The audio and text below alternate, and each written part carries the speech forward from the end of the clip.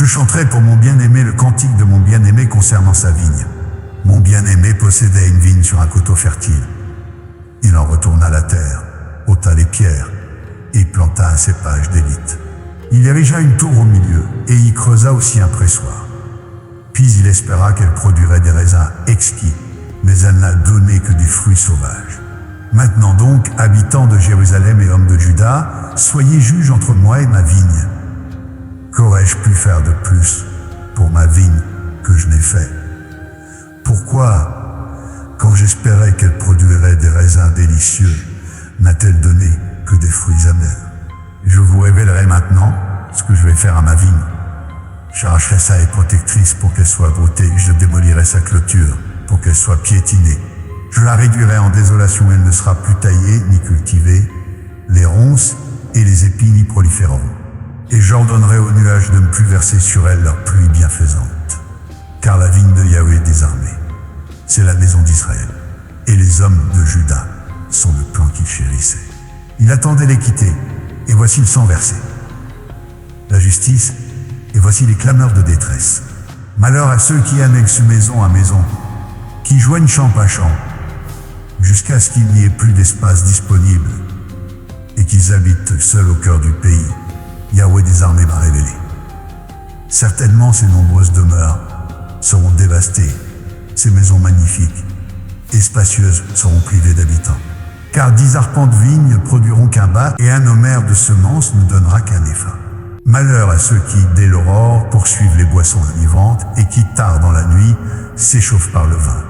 La harpe et le luth, le tambourin, la flûte et le vin animent leur festin.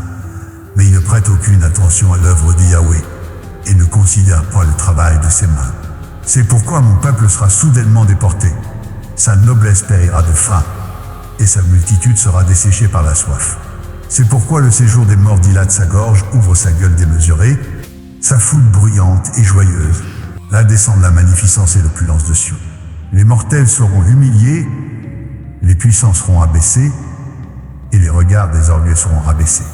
Mais Yahweh des armées sera exalté par sa justice, et le Dieu saint sera sanctifié par sa droiture. Des agneaux paîtront comme sur leur pâturage, et des étrangers dévoreront les possessions dévastées des riches. Malheur à ceux qui tirent l'iniquité avec les cordes de vis, et le péché comme avec les traits d'un chariot, qui disent, qui se hâte, qu'il accélère son œuvre, afin que nous puissions la contempler. Que le décret du Saint d'Israël s'exécute rapidement, afin que nous le connaissions. Malheur à ceux qui appellent le mal bien et le bien mal, qui substituent les ténèbres à la lumière et la lumière aux ténèbres, qui transforment l'amertume en douceur et la douceur en amertume. Malheur à ceux qui se considèrent sages à leurs propres yeux et qui se croient intelligents selon leur propre jugement. Malheur à ceux qui sont vaillants pour boire du vin et courageux pour mélanger des breuvages enivrants, qui absolvent le coupable pour un présent et privent les innocents de leurs droits légitimes. C'est pourquoi, comme une langue de feu dévore le chaume, et comme la flamme consume l'herbe desséchée, leur racine sera réduite en pourriture, et leur floraison se dissipera comme la poussière. Car ils ont rejeté la loi de Yahweh des armées, et méprisé la parole du Saint d'Israël. C'est pourquoi la colère de Yahweh s'enflamme contre son peuple, il étend sa main contre eux et les frappe. Les montagnes tremblent, et leurs cadavres jonchent les rues, comme des immondices. Malgré tout cela, sa fureur ne s'apaise point, et sa main reste étendue pour frapper. Il dresse une bannière pour les nations lointaines, et siffle pour les appeler des confins de la terre.